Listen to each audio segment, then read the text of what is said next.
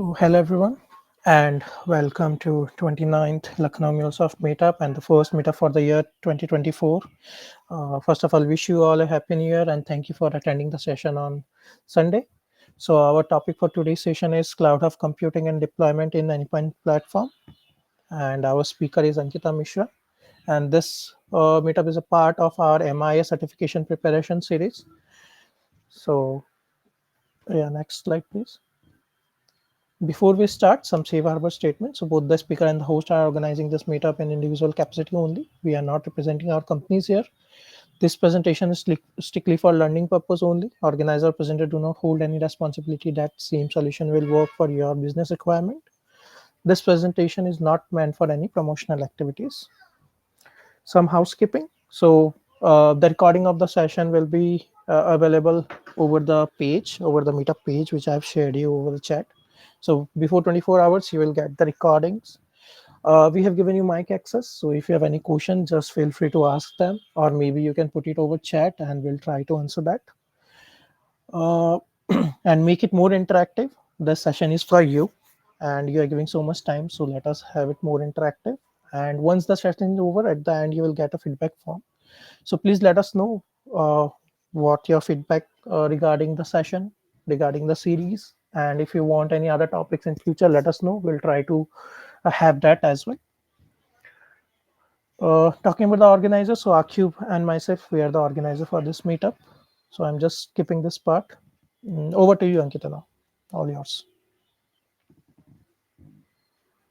Thank you, Abhishek. So, welcome all of you. My name is Ankita Mishra Shahi, and I have more than 13 years of experience now in technical training, quality analysis.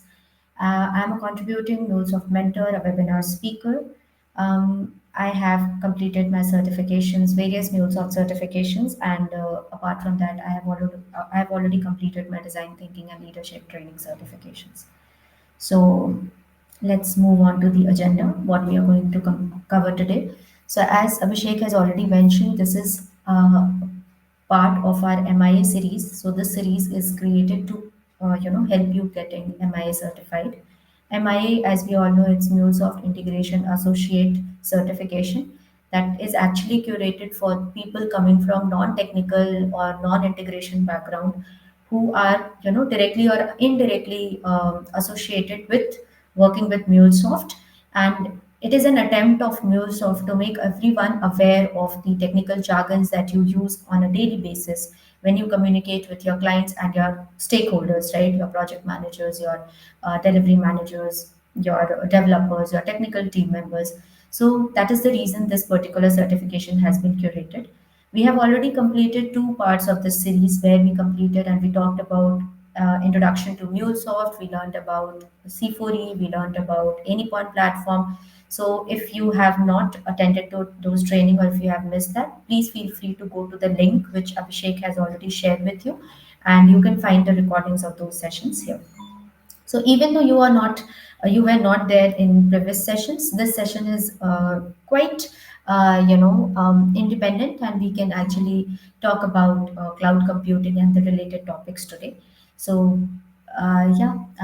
what we are going to cover today would be revolving around cloud computing. We'll learn about what and why cloud computing is needed, what are the various services provided by CSPs, that is our cloud service providers, what now where how any point platform is associated with it, because we are talking about cloud computing. So what is where any point platform stands? So it is an iPaaS solution. So we will be focusing on what is this iPaaS solution. After that, we will talk about different kinds of deployment strategies supported by any point platform. Moving on, we will talk about scalability, the concept of scalability and network security. So this is all what we are going to cover today. So let's quickly start with the basic, the fundamentals of cloud computing. So cloud computing is basically the delivery of computing services over the internet, right? It actually provides you servers, storages, databases, networking, software, analytics, and intelligence to offer faster innovation, flexible resources, and economies of scale. Now, the thing is, as we had already discussed in our previous training, also that the USP of IT ecosystem is that it is ever evolving, right? It is growing like anything. with these growth, we actually focus on making the technical team more innovative, right? So with innovations, you need to have resources where you can apply and implement your ideas. But the problem is that it is not feasible for every one of us to have a proper infrastructure wherein you have databases, wherein you have storage service, networking, application management, everything that you can manage at one place. So cloud computing services comes to rescue. These services actually provide us these all resources that can help us to apply and implement our ideas and, you know, leverage these resources which are provided to us by cloud computing services. So rather than, keeping your files, your data on your hard drive or your local storage services, these storage or these services actually makes it possible to save them on a remote database. As long as you are able to access it over the web, it is accessible to everybody who have that particular right, who have those rights. And nowadays it is getting too popular because it is based on pay as you go pricing. So whatever you need, you only have to pay for that, right? You pay only for the cloud services you use, helping you lower your operating costs, run your infrastructure more efficiently, and scale your businesses as the demands change, as the needs change, right? So the point is, as it is pay as you go pricing, pay as you go, what do you say, it's like that. So it's actually make it easier for all of us to at least start utilizing these resources even though we are not owning it. And instead of organizations having to make major investments to buy equipments, train staff, and provide ongoing maintenance, some or all of the needs are handled by a cloud service provider. So, most of your things are already taken by your cloud service providers now. Now, you do not need to manage a hardware infrastructure. You do not need to train your staffs. You do not need to have a networking team to manage all these things, right? So, the cloud computing services is actually a revolution in the IT ecosystem today. All right. And, directly, indirectly, we all are using cloud computing services these days. Why cloud computing services? As I have already told you about it, right? That instead of managing an infrastructure, managing a networking infrastructure, managing your resources, your employees, you can easily go with cloud computing services as it helps you to save your money. It is having mobility, reliability, the data security reliability is there, data backup is there, resource pooling can be done, work collaboration can be done with your team sitting across the, across the world, across the globe. Uptime, zero downtime is there. Price flexibility is there because it's pay as you go. So as much as you need, you can pay that much amount of money. Infrastructure is already taken care of by the cloud computing services. You do not need to manage anything. And of course, cost saving, as it has already been mentioned before, cost saving is the root or the main reason why this cloud computing services is a hit in the market today, right? Any questions so far? Am I going good? Pace is fine? Yeah. Yep, good, Shankita. Now, there are different types of cloud computing services. Okay, so guys, please feel free to unmute yourself or type your questions in the chat box and make the session interactive. And if you have any questions, I'll be happy to answer in between as well. Okay, so what are the different types of cloud computing services? It can be a public cloud, it can be a private cloud, it can be a hybrid cloud, which is a combination of both public and private cloud. Then it also has something called as community cloud and multi cloud. So let's talk about these.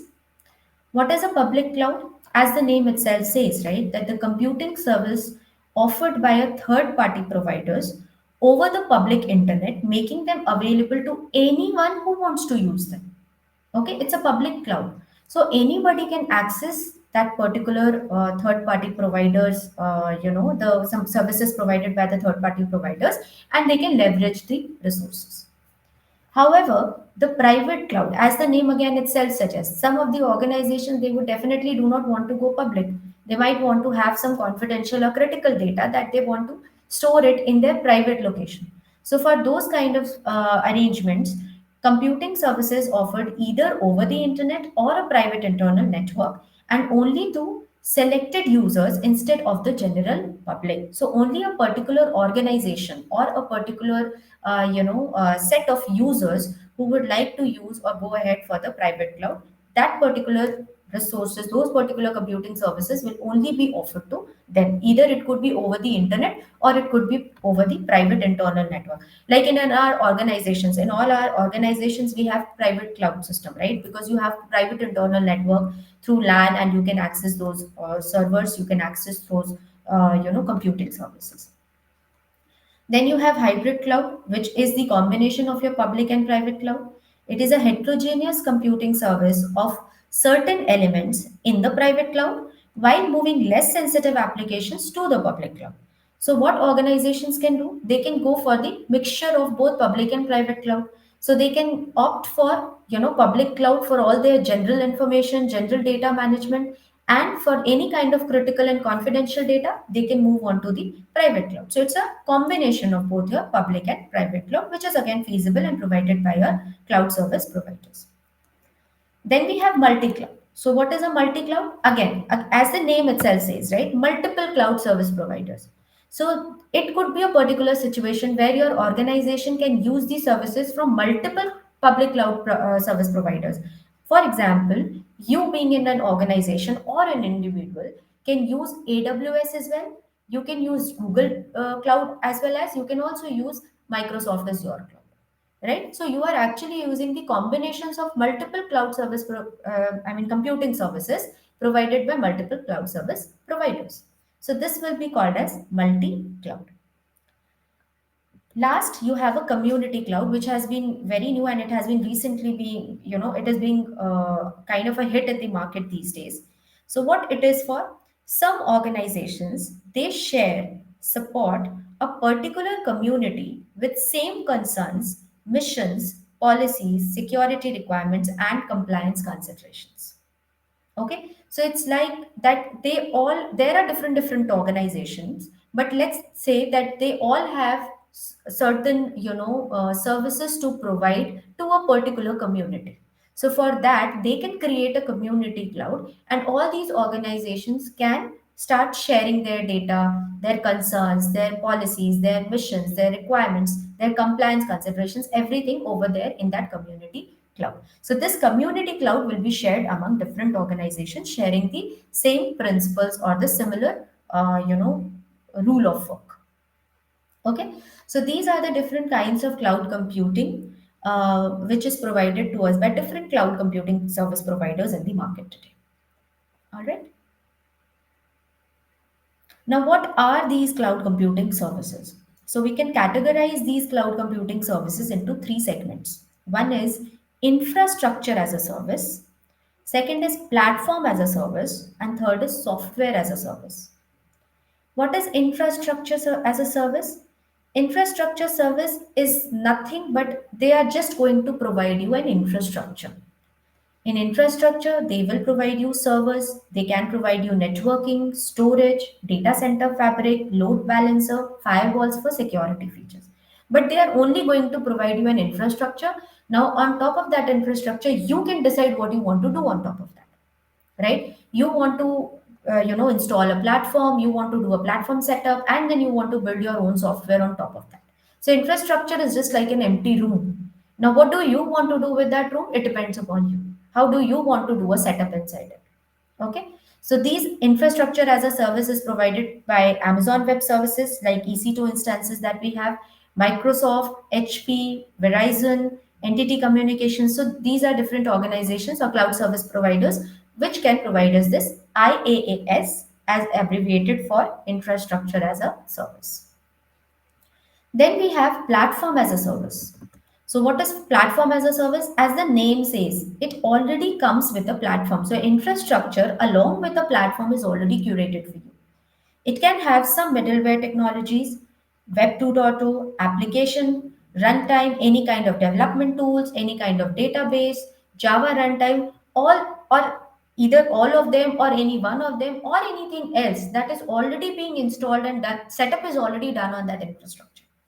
Okay, so let's say you want to build a Java application. So platform as a service will provide you an infrastructure with all the required libraries, runtime, JRE, JDK, everything installed on that. So it comes with a platform which is already done for you. All you have to do is you have to just implement your idea and build a software or build an application. Okay, so it's like platform as a service. Now, infrastructure as a service is a room, but platform as a service could be a room with which is already having a couch and a center table and sofas, everything in it. Now you already have a setup. You have to make it as a living room or you want to make it as your office. You decide. Okay, so infrastructure as a service, only the infrastructure will be provided. Platform as a service, they will be providing you an infrastructure on which a platform setup will already be done for you. So just like you have Google App Engine, Windows Azure, Computing Wire, Engine, yeah, there are so many cloud computing services providers, cloud service providers providing you this particular service. And the third one is SaaS, which is software as a service. So, software as a service is what a ready made product is built for you. Now, you can use it the way you want to. For example, Salesforce. For example, emails, right? Facebook. You can talk about Instagram. What are these? These are software as a service. The software is already built for you. Now you can provide, you can utilize the way you want to. So it is basically targeted for the business user or the consumers, end users basically. It could be the email, it could be any designed business process, it could be any ready-made industry application, it could be any CRM, EPR, HR service or software which is already being created for you. All you have to do is you just have to utilize that particular software. Today, the way we use Facebook, right? You use Gmail. What is Gmail? Gmail is a software as a service. The software is already ready. We create our own login, password, and everything, and we start using it to send emails, right? So these are the different kinds of cloud computing services provided by different cloud computing service providers. Okay, one is infrastructure as a service, then you have platform as a service, and then we have software as a service. Okay, any questions? We are good so far? Perfect. So this is the fundamental of your cloud computing services needed for your MIA, training.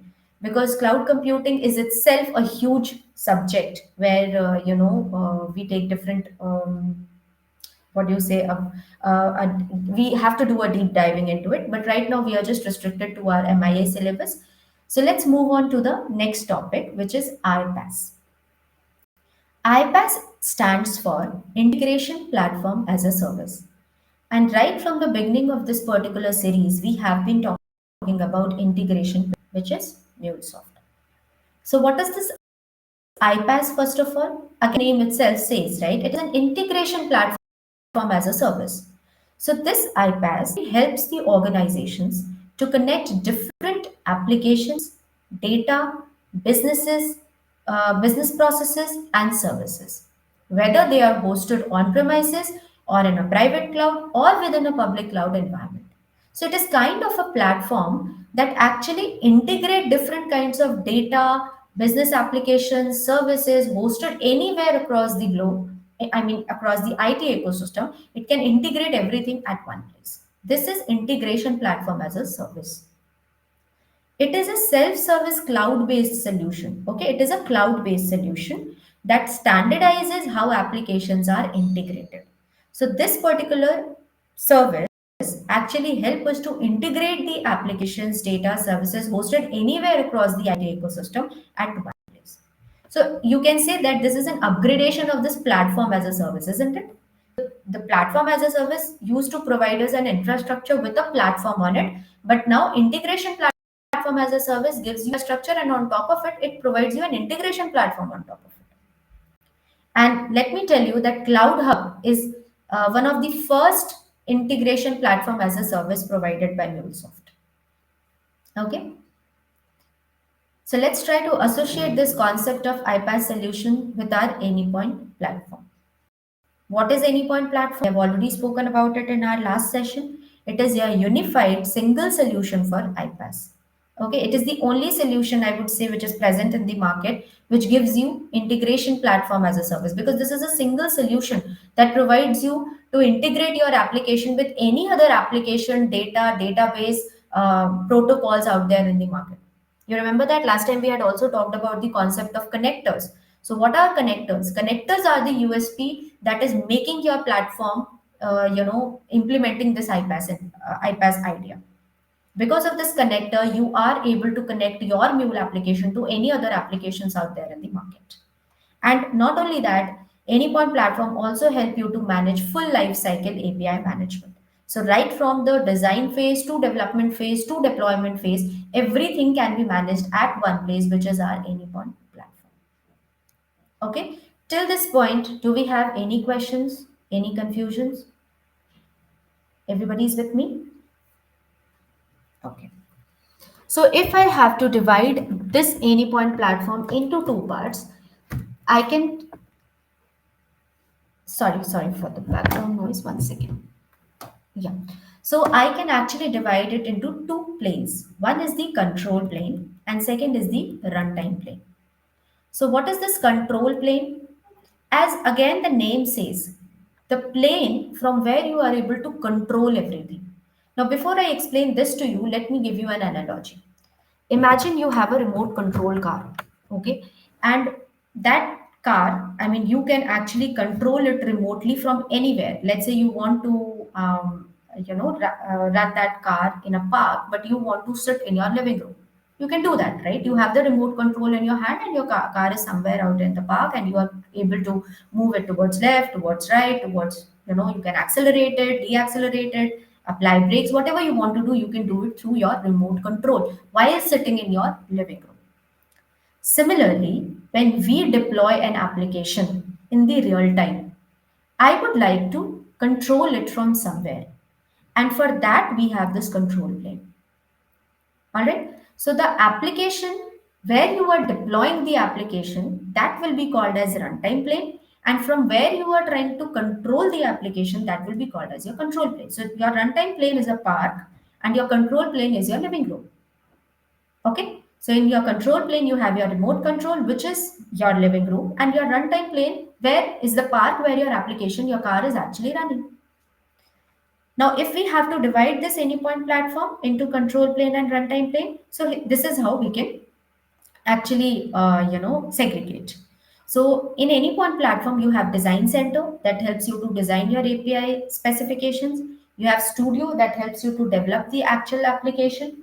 You have exchange, which is a marketplace from where you can actually search for an application and you can actually market your applications as well.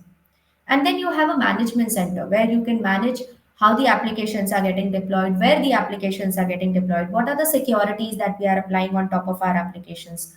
Are we creating an API proxy on our API application? Everything can be managed using your Anypoint Management Center, including the access management of your resources, of your teams as well. So everything that can be controlled is being done from here, which can be categorized under control plane.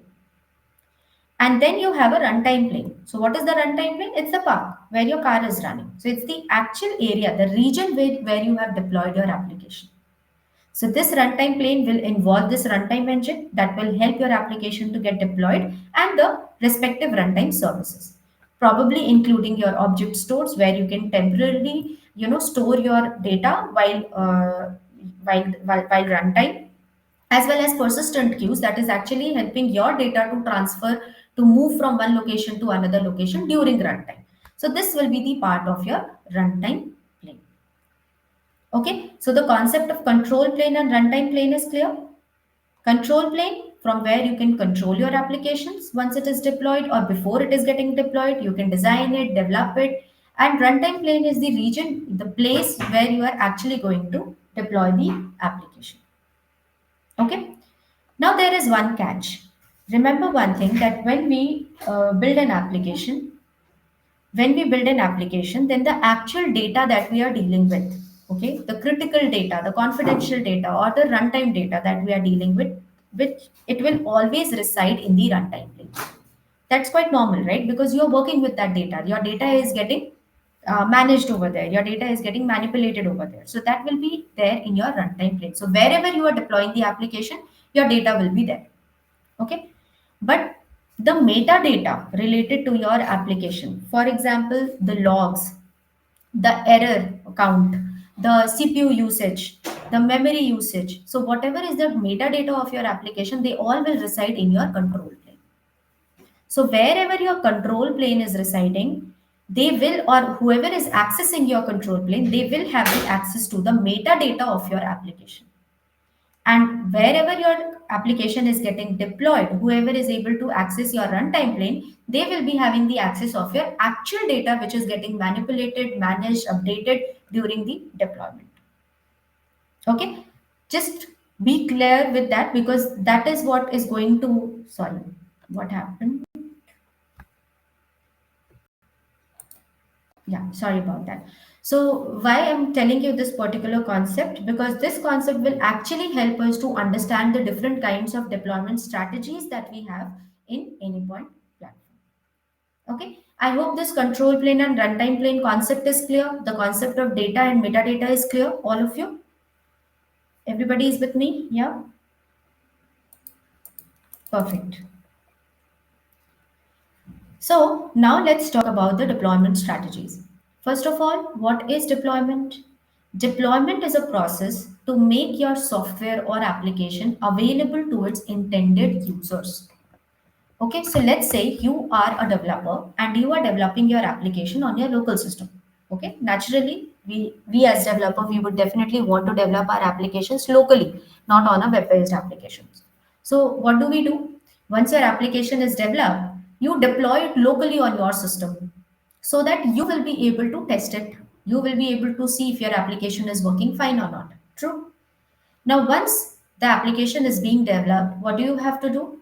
If you are actually using that CI/CD pipeline and everything, you will have to deploy it to a particular region or a particular, what do you say, a particular environment, right? So, where are you going to deploy it? Probably you are going to deploy it in a test environment. So, what do we mean when we say deployment in a test environment? It means that now my application is available to the people who are supposed to test my application, because only those set of users will have access to your test environment, right? Now from test environment, once everything is through, you will be moving it to probably the sandbox environment.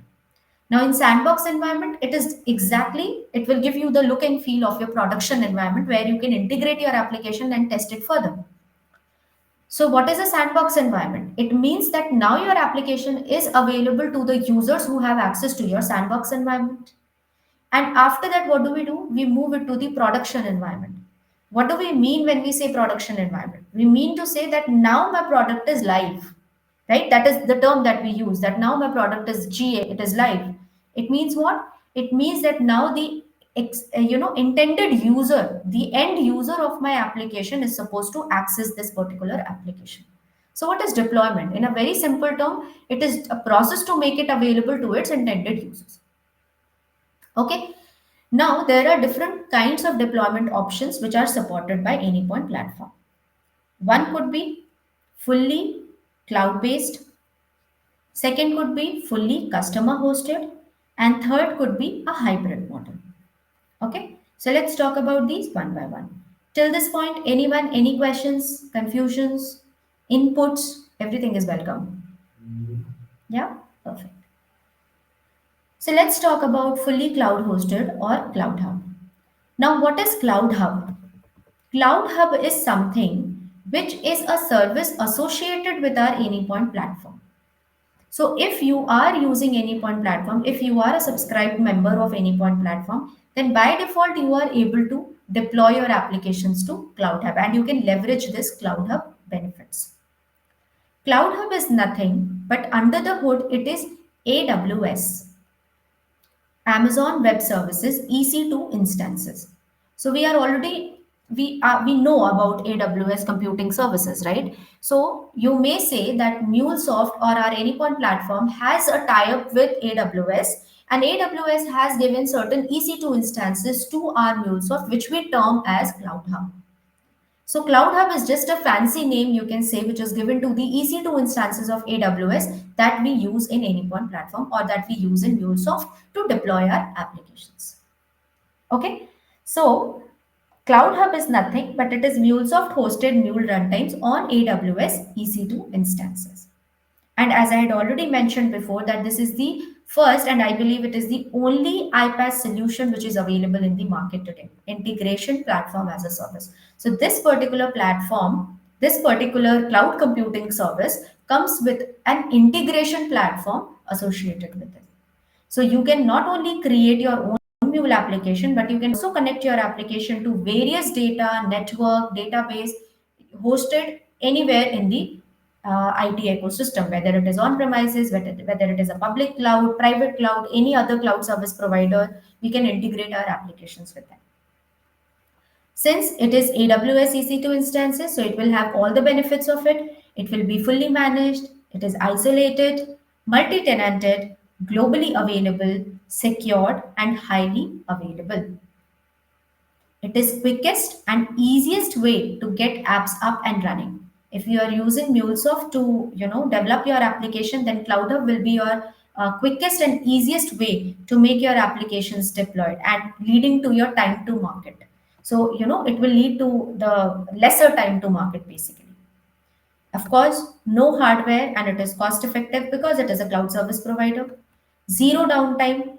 It will support shared as well as virtual private cloud too. So we just now we have talked about public cloud and private cloud, right? So in Cloud Hub, you can term it as shared cloud as well as virtual private cloud.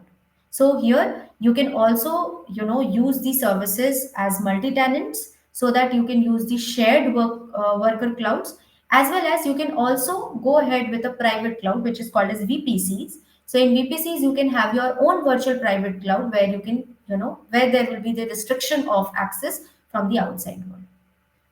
Now, in the world of Cloud Hub, these virtual machines are called as workers. Okay, so what is virtual machines? Now, as we were talking about cloud computing services, we said, right, that you do not need to manage any data locally on your system. All your data is remotely available in on the servers provided to us by cloud service providers. Now, the thing is that how are they going to provide us these servers? So they follow a concept of virtualization. So in virtualization, they create multiple virtual machines for us, and they provide us these virtual machines where we can, store our data. We can implement our applications, deploy our applications, whatever we want to do as per our requirements. Now, in the world of Cloud Hub, these VMs are called as workers. So when you have, I mean, if you have heard about these terms, workers, these are nothing but these are the VMs. That is it. Okay, and the unit to measure these VMs are vCores. All right. Now in Cloud Hub, you have to understand that the runtime plane will be Cloud Hub. This is my runtime plane where you are actually going to deploy your applications, as well as the control plane will also be MuleSoft hosted. So your AnyPoint platform should be hosted on your Mules. It should be managed by MuleSoft, from where you can manage and control your applications which are deployed on Cloud Hub. Okay. Now, just like Cloud Hub, we have Cloud Hub 2.0. Now, Cloud Hub 2.0 is something which is new in the market and equally popular because Cloud Hub 2.0 is based on the concept of containerization. So you are already, right, that we follow the concept of virtualization in Cloud Hub. Now, in Cloud Hub 2.0, we follow the concept of containerization. So, what is containerization now? In containerization, we do not create different virtual machines. Rather, we build containers using Dockers and Kubernetes. Okay, so it basically simplifies the deployment and running of the MuleSoft application in a containerized environment based on the Kubernetes. So with the help of these containerized environment, now we do not need to worry about creating virtual machines and installing our different operating systems on that. So it actually eases our job. It can be also deployed in a private space or in a shared space. So here the public cloud and private cloud will be termed as, public will be termed as shared space and private cloud will be termed as private space. The concept is still the same. Okay, it's just that the names, the different names that we are giving based on the different deployment spaces that we are choosing. So what is a shared space? The shared space will enable you to run the Mule instance in a multi-tenant environment, just like your public cloud. And similarly, what is your private cloud, private space? It will be similar to your AnyPoint VPCs, which is a virtual, private, and isolated space in Cloud Hub 2.0 to run your MuleSoft application.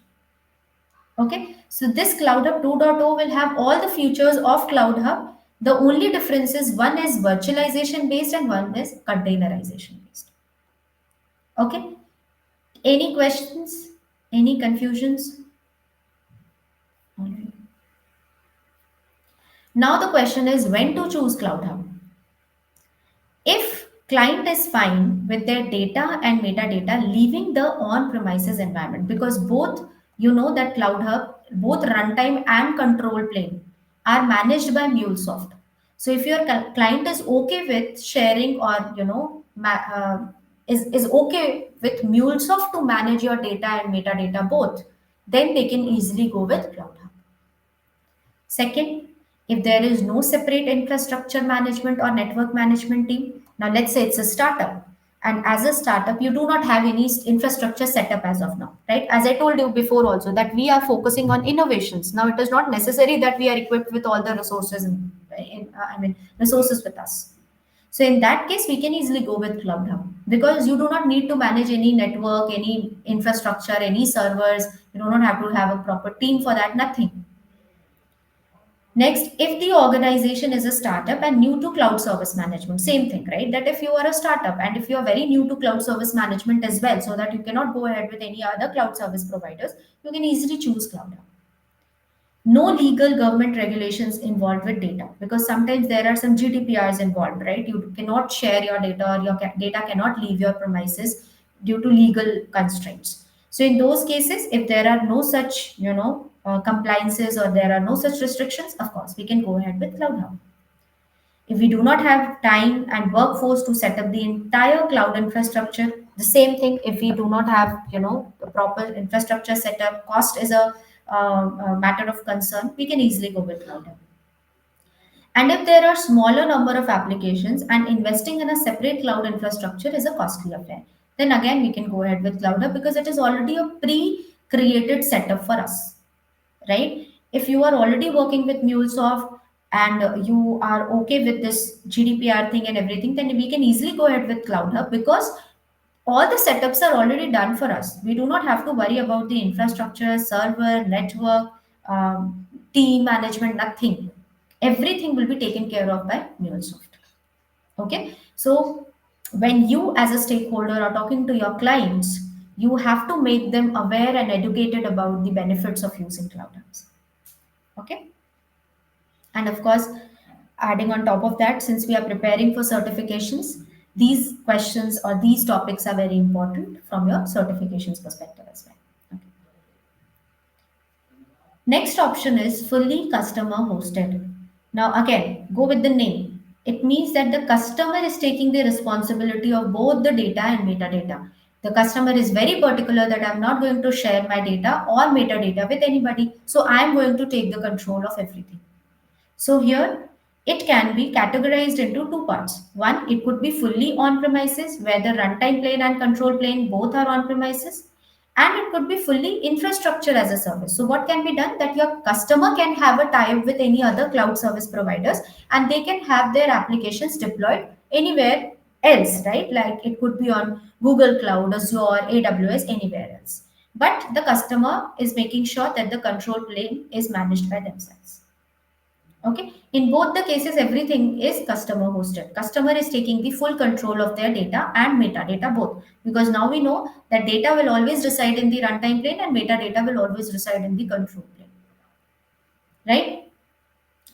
So when they are going to choose, when we are going ahead with fully customer hosted, so let's go ahead with both on premises and cloud separately. Okay. So when the customer will choose fully customer hosted cloud based, when client is fine with the data leaving your organization. Why? Because what client is going to do? Client is opting for a cloud service provider, an external cloud service provider for their runtime plane. So of course they will have the control, but they are okay for their data to leave their on premises because you cannot disagree with me here that no matter what, the data will be most secured when it is inside your premises.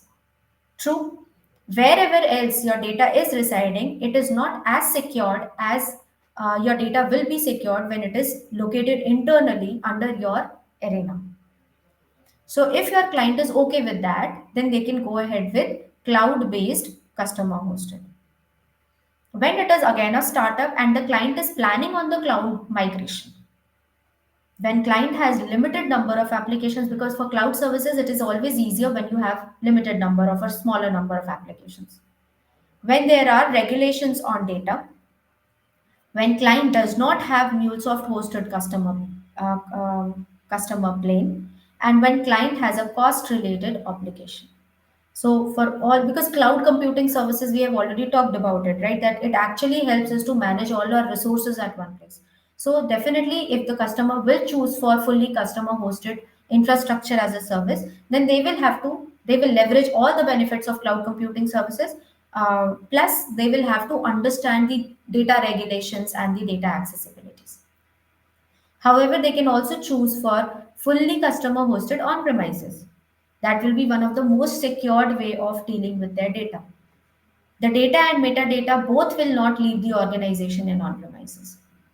When it is an established organization and client is not planning on the cloud migration, right? There could be certain organizations, and there are many in the IT market right now, which are already pre-established. So they might not be planning on the cloud migration because they already have a huge amount of data set up which is already being taken care of.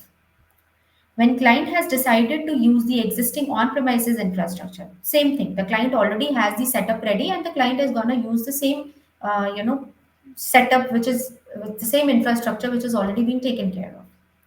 And the most important thing is that the client does not have any cost related obligations, and they are perfectly fine managing the on-premises infrastructure, because we all know that it will cost a lot, right? When you have to manage everything internally, then definitely, right from the server to database to security to high availability, load balancing, everything has to be managed by the customer itself.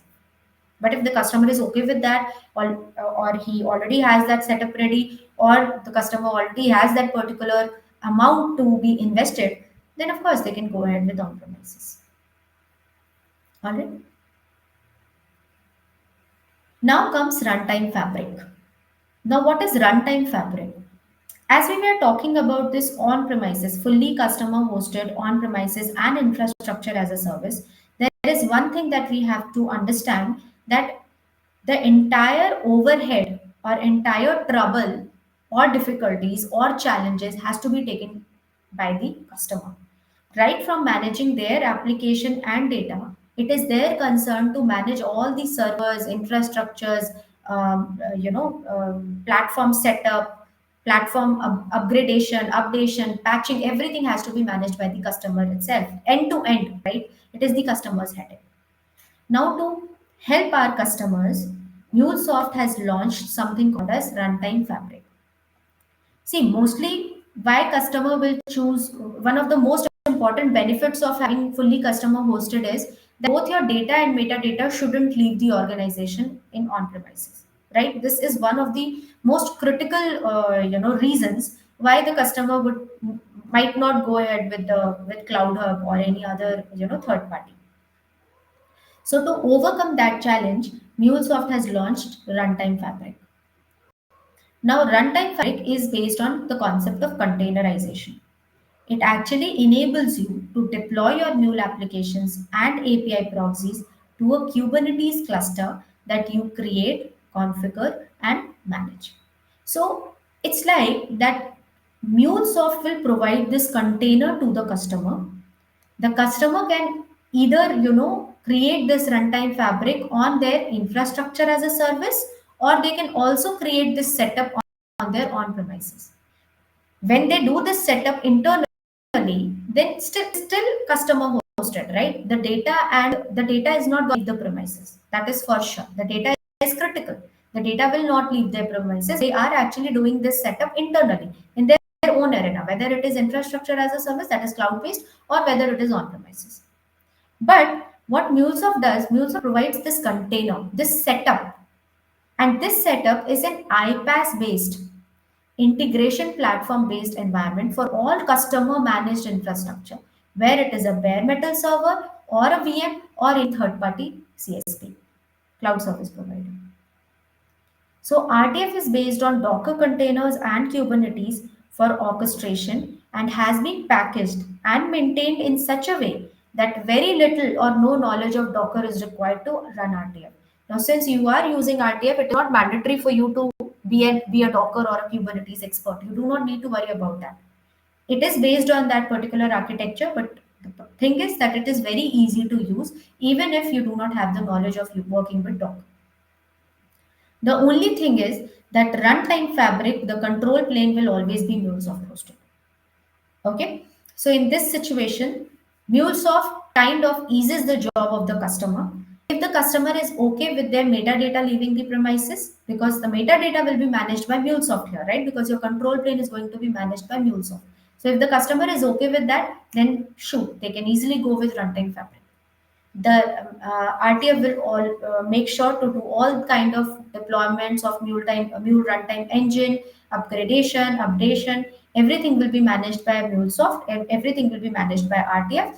However, all your data will be residing in the customer managed infrastructure only, whether it is on premises or it is cloud based. Okay, so far are we good? Okay. So moving on, let's talk about the third kind of solution provided by Anypoint platform, which is the hybrid model. So in hybrid model, we actually kind of do a combination. What is this combination? We will keep, see, in any of the circumstances, one thing is for sure that it is the data which is more critical than metadata, right? So either you are okay to put both your data and metadata, which is MuleSoft hosted, so you can go ahead with Cloud Hub. You can have your data and metadata both can be in the customer hosted, that could be fully customer hosted, or it could be a hybrid solution where your data will be hosted or managed by the customer, but your metadata can be managed by MuleSoft, right? You understood the three combination, both data and metadata managed by Cloud Hub or MuleSoft, data metadata both managed by customer, and the third could be data managed by customer but metadata can be managed by MuleSoft. See, vice versa is not possible.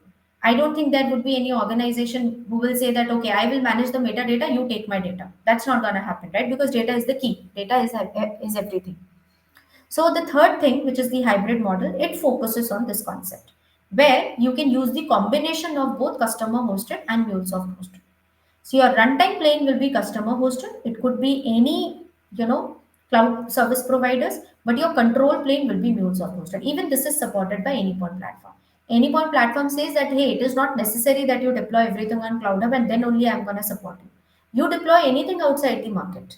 I am there to support you. Okay. And second is your runtime could be on premise. Customer can choose to have it locally on their own local infrastructure, and the control plane could be their MuleSoft hosted. So Anypoint platform is okay with that also. That go ahead, do the deployment on your own premises, on your own infrastructure, and you can use Anypoint platform as a control plane. So this is called as the hybrid model.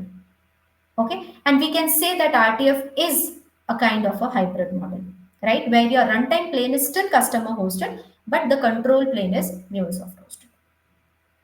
Okay, when we will choose the hybrid model, again, the regulations are only on data, but you are fine with metadata leaving the organization. When cloud migration is the future, right? When you are going ahead with, let's say you are an organization and you want to move towards cloud, then you can easily go ahead with the cloud migration and you do not need to worry about the control plane. At least half of your tension is taken care of by MuleSoft to save cost and time to set up the entire infrastructure. Now you do not need to take care of the entire end-to-end infrastructure on your own head. You can leverage MuleSoft for that to retain in existing infrastructure and slowly move towards cloud-based infrastructure. Now, let's say you already have an infrastructure, but in future you are planning to move towards cloud migration because you can see that cloud migration is the future, cloud computing services is the future. You can go ahead with hybrid. More number of applications to be deployed and fully cloud based will be expensive. Even that can be a situation because you already have an existing infrastructure which is already there. So you would go ahead with the existing setup, right, rather than migrating your services to the cloud. But in both the cases, you can go ahead with control plane as any point platform. Again, for cost saving by trying to move from on premises and the pain involved in maintaining on premises systems. Does MuleSoft hosted runtime plane and customer hosted control plane? No, Aditya. That will not be possible, right? Because again, if you think logically, data is critical. So definitely customers will never try to compromise with the data.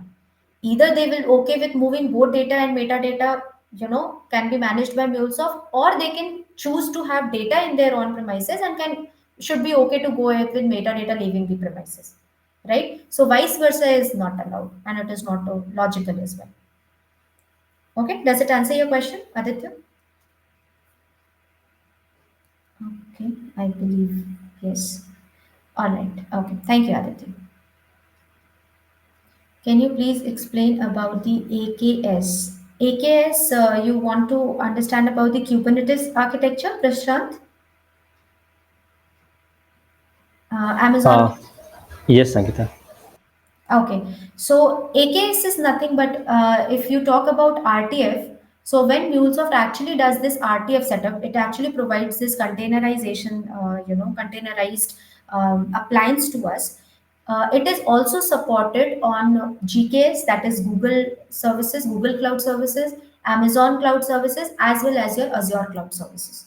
Okay, so if you want to know about AKS more, can we talk about it later? I mean, because this is something which is off topic right now, or if you have anything related to this topic, please let me know. Um, Sure, Ankita. No.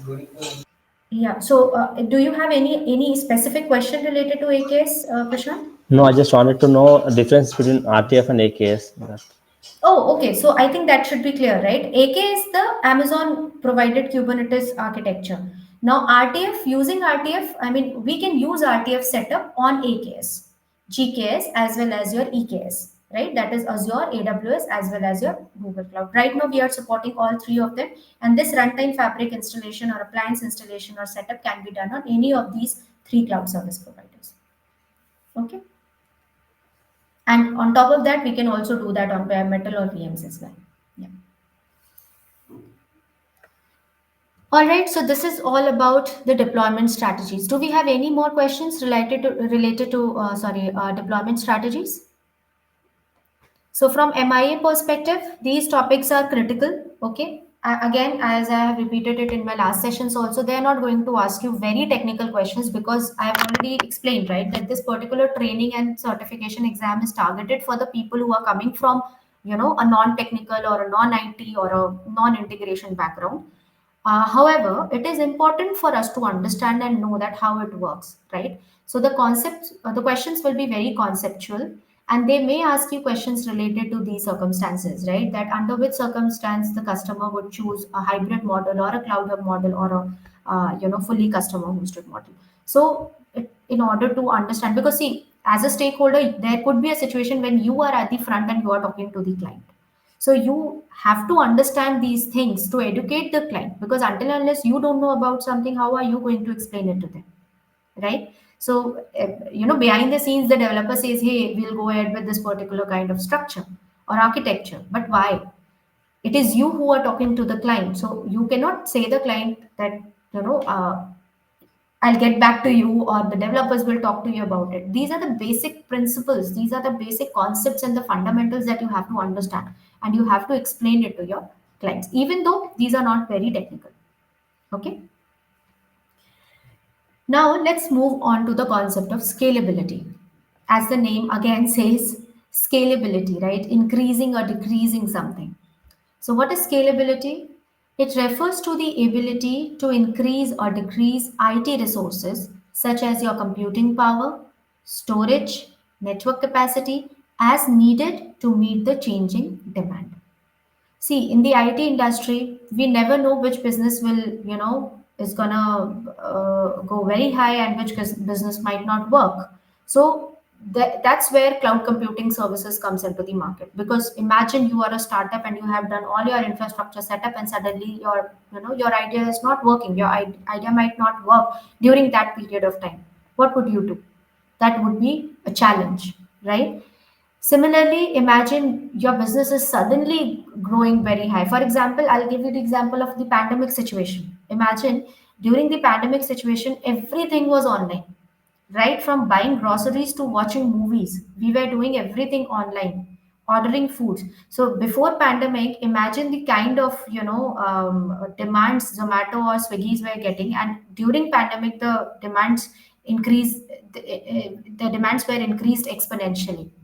Similarly, how many of you used to use Big Basket or Amazon Fresh, before pandemic? We generally used to go out and we used to, buy things outside from the different shopping complex and shopping marts.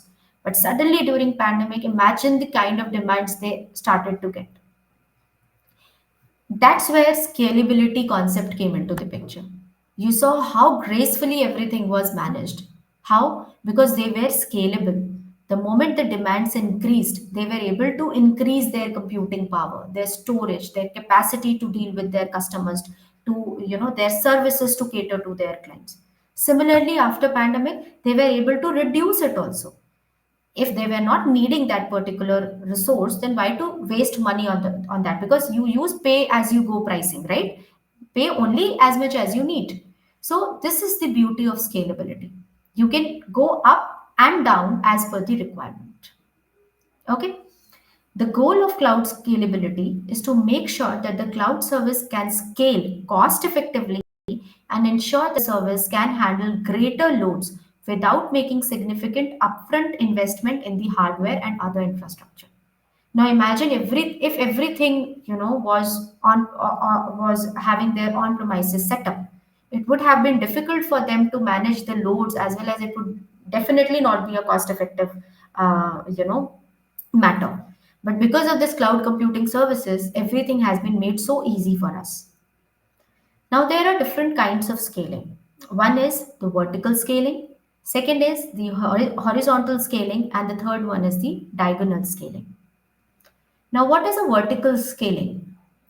Vertical scaling says adding resources to an existing instance or server to increase its capacity or capabilities. Okay, which means that right now, let's say you are using a system, or I'll give you a perfect example.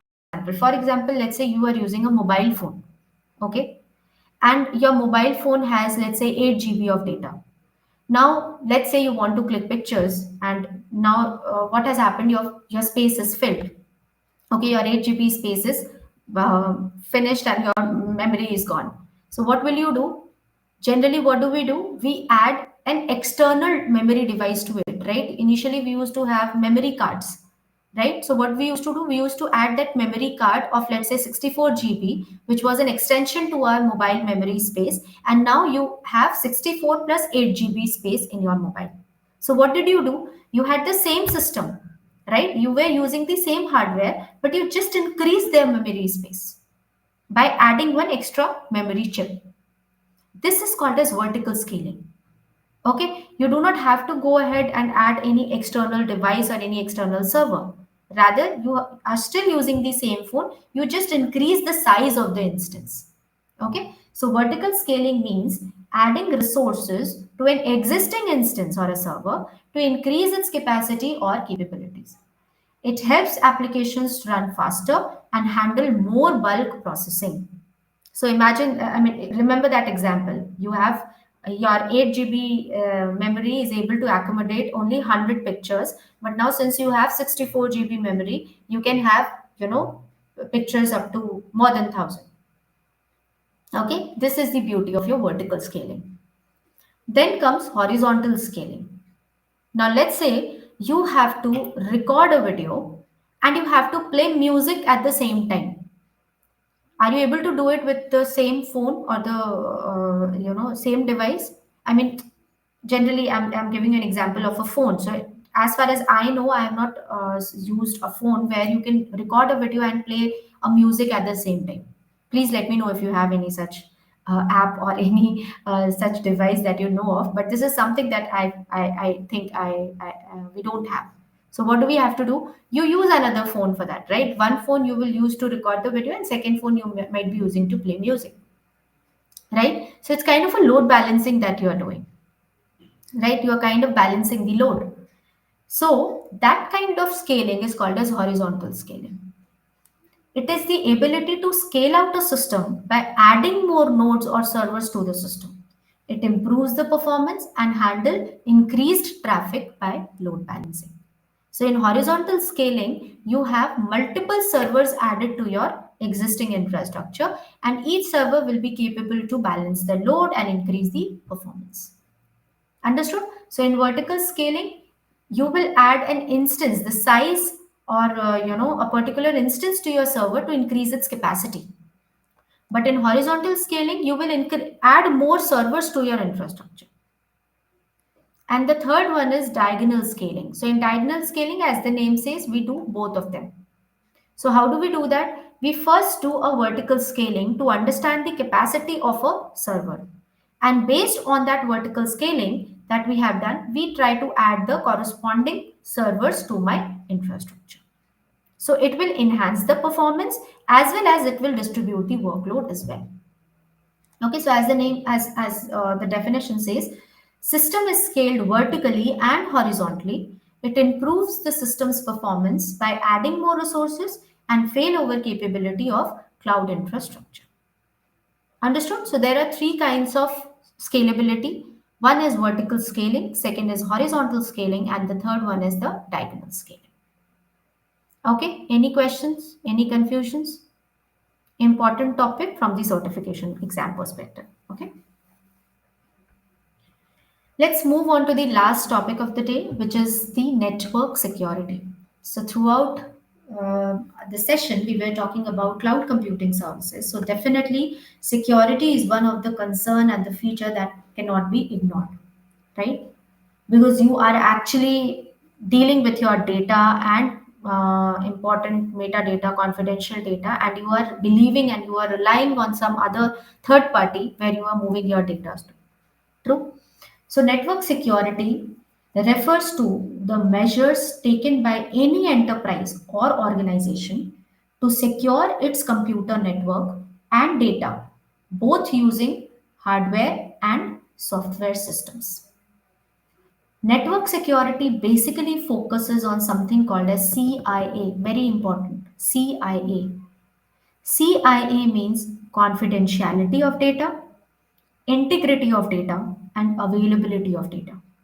So, the whole perspective, the idea of applying this network security is to make sure that your data will remain confidential so that nobody should be able to access your data. No unauthorized or unwanted user should be allowed to use your data or watch your data or tamper your data. Integrity means that the accuracy of the data should be maintained. Your data should not be tampered or manipulated under any circumstances. And availability, your data should be available and present as and when needed. It should not be completely deleted or removed out from the system. So this network security focuses on confidentiality, integrity, and availability of data. So there are many ways to apply network security, but we have actually summarized it or kind of shortened it, as you can see, into three main categories. One is encryption, second is authentication, and third is authorization. What is encryption? Encryption means a form of data security in which information is converted to ciphertext. What is a ciphertext? The data which is not humanly readable. It could be data mixed with characters and symbols, and there are so many things. For example, the best example of data encryption you might have seen is whenever you log into any applications. Let's say you're logging to your Gmail, so you give your username, and then when you enter your password will always come into asterisk asterisk asterisk asterisk, something like that, right? What is it? It's a kind of an encryption that you're doing, right? You're kind of hiding your data so that it is humanly not possible to read, and it is protected as well as secured. So over the internet, data encryption can be done using HTTPS protocol. All right. HTTPS is for security. So using this particular protocol, we can encrypt the data. Encryption again is a very big topic to discuss about. There are so many things related to cryptography and which helps us to encrypt the data, decrypt the data, concept of tokenization. So there are so many things, but we are limited to our MIA syllabus right now. So from MIA perspective, just try to understand the basic definitions. Encryption means you are kind of hiding your data in a way that it is humanly impossible to read so that it can be protected and secure. Okay, and one of the most famous example or most commonly used example for that is HTTPS. You might have seen whenever you log into any web page, it always starts with HTTPS protocol. It means that your uh, you know uh, uh, data transportation or communication that you are doing is completely secured and encrypted. All right. Second is authentication. Authentication is a process of verifying the identity of a user or an information. Okay. For example, whenever you go to your office or any organization, you have your ID card, right? So using that ID card, the security guard authenticates that you are a right person, right? For example, you want to fly from one place to another place. You go to the airport and you're talking to the respective person. So what do they ask? They basically ask for your ticket, right? So using that ticket, they authenticate you. Okay, this is your name and so. Plus, they will again ask for your personal ID card or something, right? So what is that personal ID card is for? The personal ID card, that is your voter ID card or your Aadhaar card or your what is PAN card or something, any specific ID card that you show, actually helps the other person to authenticate you that you are the person who has bought the ticket and you are authenticated so that you can go and travel through this particular airline. Okay. Now, authentication can again be done in two ways. Initially, the simplest way is the single factor authentication. For example, you are logged into your Facebook account and you enter your username and password. That is a single factor authentication. Gmail, you give your username and password, and yeah, you are on your page. But this was not very effective over the period of time because this was not this was very simple and one of the very easiest way to get authenticated, and it was started to get misused. So then we were introduced with something called as multi-factor authentication. So in multi-factor authentication, not only a username and password that were used in your single factor authentication is enough, but on top of that you also have to provide certain unique data which is related to you. For example, you might have seen OTPs. You log into your banking account and immediately you will get an OTP on your phone, which is uniquely provided for a certain period of time to your mobile number. Using that OTP, you are able to log into your banking page. Nowadays, Gmail has also started this two-factor authentication. Um, you might have seen while login to your organization's website or organization's portal, official portal, there are something called as authenticator, Okta Verify, which are very popular. So not only you have to provide your username and password, but immediately you get a notification using your Okta Verify or your authenticator app that helps you to authenticate it further. So these are called as multi-factor authentication. Again, as the name says, that whenever you are confused, read the English meaning of that particular terminology, right? Multi-factor. So you need to give multiple data to authenticate yourselves. Okay. And the last one is authorization. Authorization means a process by which a server determines if the client has a permission to use a resource or access a file. Let's go back to the same example. Now you have a ticket, you have shown your ID card to the airline people, and they have authenticated you that okay, you are the right person, you are able to travel from this particular flight at this particular time. Now what is authorization? Having that ticket does not authorize you to travel to any other airline after that, right? You are only authorized to travel to a particular airline for which you have been provided with that ticket, isn't it? So authorization means that okay, you might be an authenticated person, but do you have a permission to access this particular data or not? So let's say you go to your office and you are authenticated, right? You are an employee of your organization, so you are able to enter into your premises, office premises, but then there are certain restricted areas, right? And in those restricted areas only the respective people are supposed to go who are authorized to go there. Maybe you might not be authorized for that. I might not be authorized to go inside that room. So authorization actually determines that even if I am authenticated, do I have a permission to use or access that particular data or not? Am I authorized to do that or not? Understood? So to manage this network security, as I've already told you before, that this is something which is a very, very huge topic because cloud computing service itself is a huge subject. So we are limited to this MIS syllabus, and that is the reason we are only targeting on these three pillars of network security as of now. Always make sure that whenever you have to secure your data, there are three things that have to be taken care of.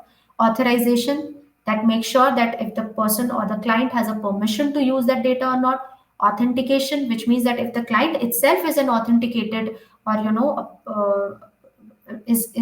having the particular registration or permission, or basically does the person is having that identity to enter into or using that particular application or not.